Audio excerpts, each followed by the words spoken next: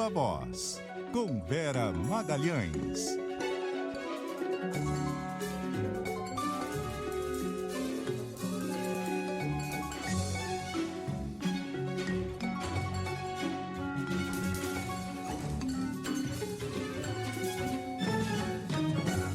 Vera.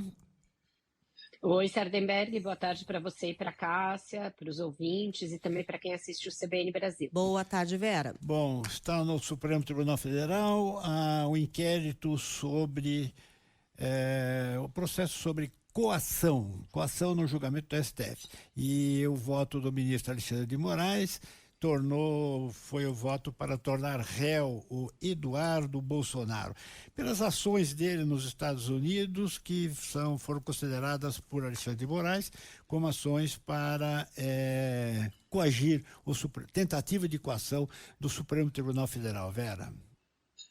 Exato, e agora o ministro Flávio Dino também já depositou o voto dele no plenário virtual da primeira turma, Sardenberg. Então são 2 votos já pelo acolhimento da denúncia, né, do Procurador-Geral da República, Paulo Gonet, e, portanto, para tornar réu o deputado Eduardo Bolsonaro, que está nos Estados Unidos desde o meio do ano. A sua licença já expirou, mas ele continua lá. E tanto o Flávio Dino quanto o relator, Alexandre de Moraes, acolheram a argumentação do procurador Paulo Gonet de que a atuação de Eduardo Bolsonaro lá configura a tentativa de coação ao Supremo Tribunal Federal no curso do processo que ainda corre, que ainda está em julgamento, da trama golpista. O ministro Alexandre de Moraes disse que a PGR demonstrou a presença de justa causa para a instauração de uma ação penal, que detalhou a conduta criminosa do deputado e que, portanto, havia ali razões para instaurar um processo.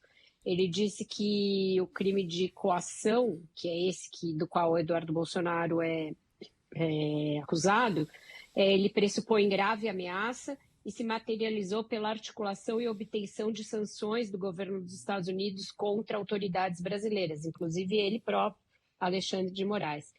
E no voto do ministro Flávio Dino, ele foi mais ou menos na mesma linha, portanto, 2 de 4 votos. A primeira turma está desfalcada depois que o Fux mudou para a segunda. São apenas 4 ministros que compõem, o Flávio Dino atualmente é o presidente, então faltam os votos dos ministros Cristiano Zanin e Carmen Lúcia. Isso já era esperado. Não tem novidade, não tem muita surpresa nisso, mas deve contribuir para aquela decisão que já está mais ou menos tomada pelo deputado, que é de permanecer nos Estados Unidos. Ele não tem nenhuma previsão de voltar ao Brasil. Existe um temor ali no entorno do deputado e da família Bolsonaro de que, se voltar ao Brasil, ele vai ser preso preventivamente pelo Supremo Tribunal Federal. Então ele vai ficando nos Estados Unidos, mesmo com a sua licença já tendo expirado, mas até aqui tem sido protegido pela Câmara, que rejeitou. Diga. É isso que eu ia perguntar. E o mandato dele continua valendo? Mandato de deputado federal? Segue valendo. 2 representações no Conselho de Ética da Câmara já foram arquivadas.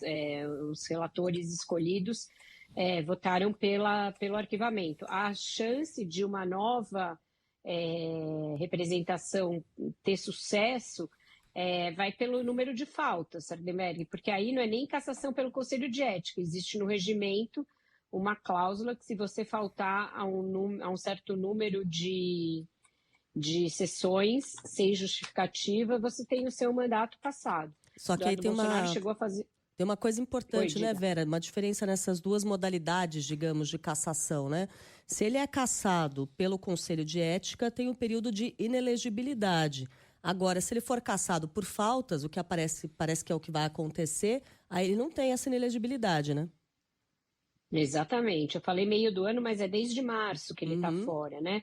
Então, quando atingir o número de sessões limite do regimento para você faltar, ele tem o mandato cassado, mas não tem essa inelegibilidade aprovada. Mas essa, Cássia, pode vir justamente desse processo que está em vias de ser aberto quando tiver maioria da primeira turma. Então, a situação dele não é boa. Esse julgamento deve acontecer ainda antes da eleição do ano que vem, e aí deverá torná-lo inelegível e cassar o seu mandato, se ele for condenado por coação.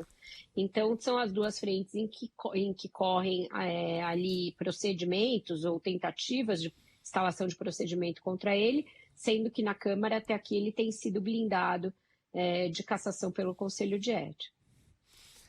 Vera Magalhães. Obrigado, Vera. Bom final de semana. Ah, não, que final de semana? Nada. Você tem ainda o ponto final, né? Mas nós não nos falamos mais, então acho que vale o bom fim de semana. Para você e para Cássia também. É que eu ia falar a semana praticamente encerrada, mas não dá não, né?